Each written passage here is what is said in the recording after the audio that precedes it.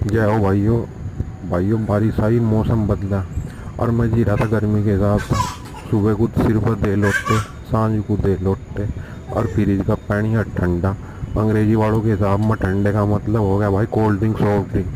तो भाई cold drink soft drink P रहा था, फ्रिज का हिसाब किताब कर रखा था भाई। हो गया इस गले में दर्द, हो गया जुकाम और खांसी। और भाई इसके लिए लिया है देसी इलाज पक्का। भाई एक पलेटी लो या भिगोनी लो या भिगोना, उसमें घेरो देसी घी, उसमें बादाम और भाई हल्दी और काली मिर्च और उसमें घेर दो दूध और भाई वो सब पी जाओ छौंक का। भाई ये आप